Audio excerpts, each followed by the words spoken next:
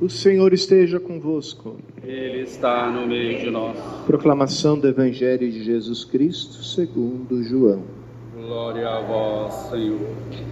Naquele tempo disse Jesus a seus discípulos: Eu sou a videira verdadeira e o meu Pai é o agricultor. Todo ramo que em mim não dá fruto, ele o corta. E todo ramo que dá fruto, ele o limpa, para que dê mais fruto ainda. Vós já estáis limpos por causa da palavra que eu vos falei. Permanecei em mim e eu permanecerei em vós. Como o ramo não pode dar fruto por si mesmo, se não permanecer na videira, assim também vós não podereis dar fruto, se não permanecerdes em mim. Eu sou a videira e vós os ramos. Aquele que permanece em mim e eu nele, esse produz muito fruto, porque sem mim nada podeis fazer. Quem não permanecer em mim será lançado fora como um ramo e secará. Tais ramos são recolhidos, lançados no fogo e queimados.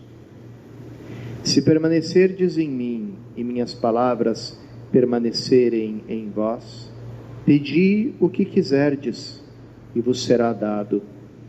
Nisto meu Pai é glorificado, que deis muito fruto e vos torneis meus discípulos. Palavra da salvação. Glória a vós, Senhor.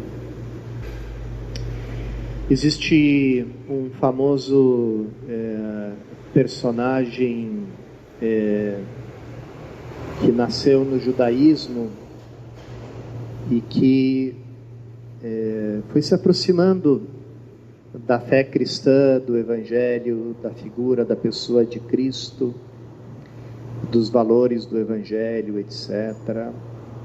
E teve a um passo de abandonar o judaísmo e se tornar cristão. Mas quando ele estava ali no limiar da passagem do judaísmo para o cristianismo, ele não dá esse passo. E ele conclui dizendo, eu entendo que o cristianismo é um judaísmo para pagãos. Ou seja, um judaísmo para quem não é da raça judaica, para quem não é descendente direto de judeus. E então muitos judeus entendem assim o cristianismo. Existe até elogios da comunidade judaica dizendo: nós queremos expressar nossa gratidão aos cristãos, porque graças a eles a lei de Moisés foi divulgada e seguida no mundo inteiro, uma coisa que nós não poderíamos fazer como comunidade judaica, mas os cristãos, saindo do judaísmo, levaram a nossa Torá, os nossos mandamentos, a lei de Moisés para o mundo inteiro, e por isso nós somos agradecidos. Então, esse é um olhar que muitos judeus têm a respeito do cristianismo, e quanto a isso não existe problema nenhum. O problema é quando o cristão começa a pensar dessa maneira. E quando o cristão começa a viver a fé cristã em termos judaicos. Então, nas nossas comunidades, no mundo cristão e no mundo católico, a gente podia fazer até uma tríplice divisão. Tem gente que vive a sua fé cristã, a sua prática religiosa cristã como um pagão, porque os pagãos eram muito religiosos. Se vocês vão nas cidades pagãs, tem templo para tudo que é lado, tem altar em tudo que é casa. Eles eram muito religiosos. São Paulo até faz um elogio para os atenienses, atenienses, eu vejo que vocês são muito religiosos, tem altar para todos os deuses possíveis e imagináveis aqui na cidade, até para um deus desconhecido vocês fizeram altar, né?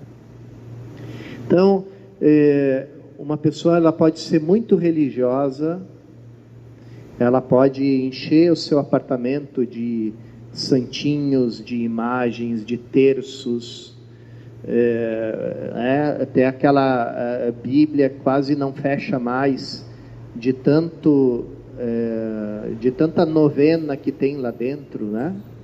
Que ela vai botando assim, e aí a Bíblia nem fecha mais, né? Mas ao mesmo tempo essa pessoa é pagã. Por quê? Porque a maneira como ela vive a relação com Deus é aquela própria do paganismo, ou seja, a troca de favores. Eu te dou atos de culto, eu te dou orações, eu te faço promessas, eu te dou algo que te honre, que eu entendo que te agrada, e você em troca me dá as coisas que eu quero para a minha vida: saúde, prosperidade, bem-estar, sucesso,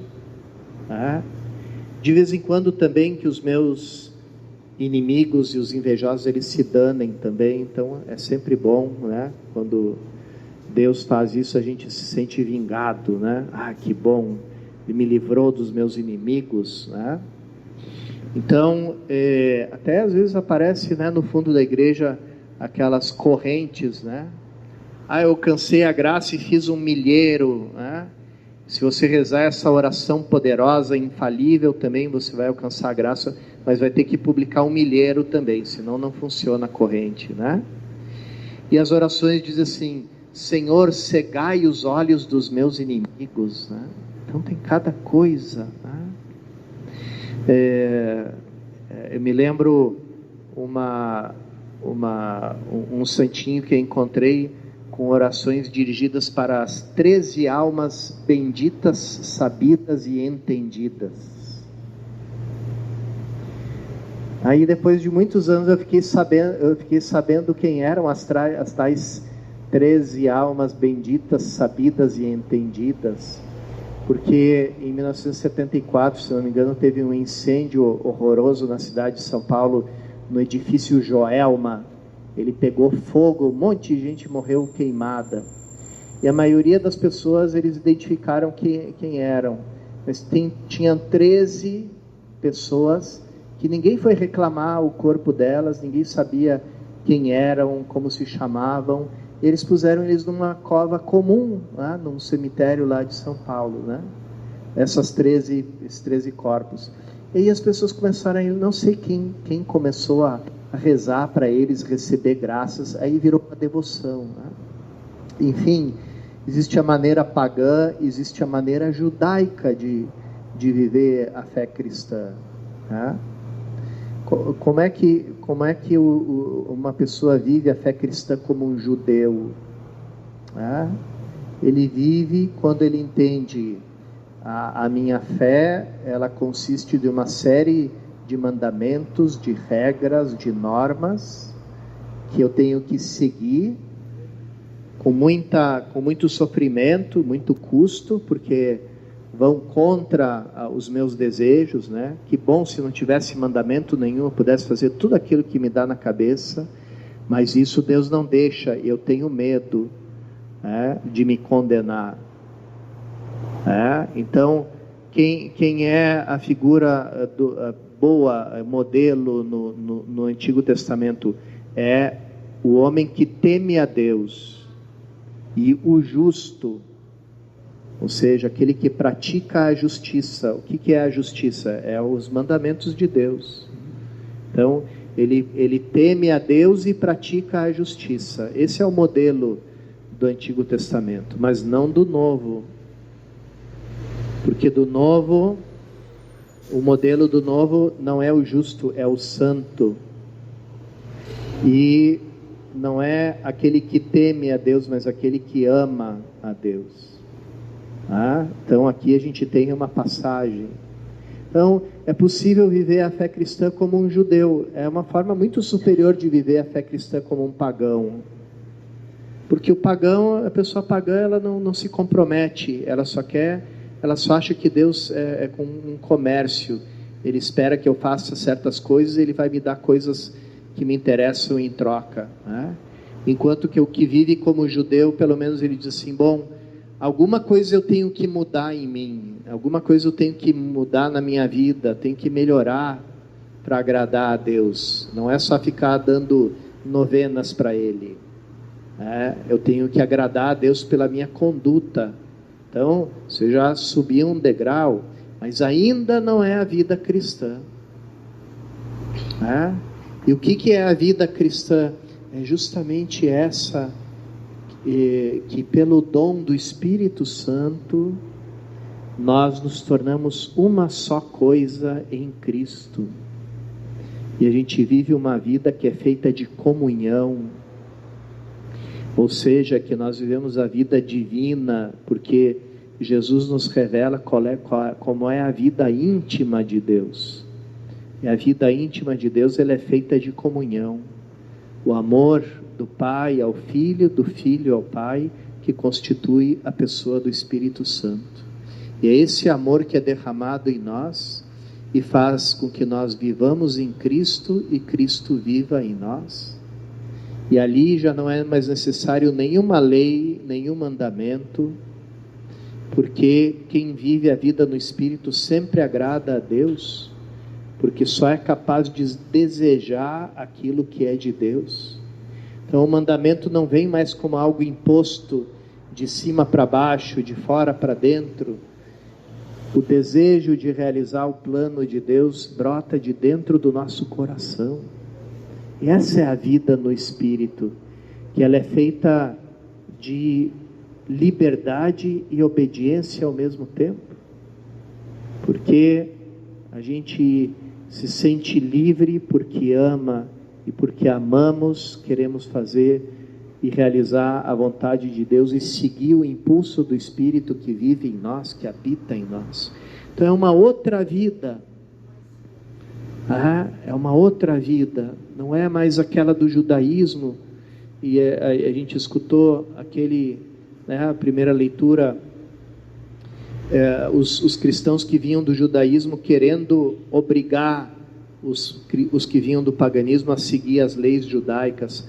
Como custou entender que se trata de uma outra vida, que aqui não é mais uma religião, mas é uma vida de união, de comunhão com Deus. Então, eles custaram muito a entender isso. Será que nós já entendemos isso? Será que nós já entendemos o salto infinito entre a vida, a religião do paganismo, a religião do judaísmo e a vida em Cristo?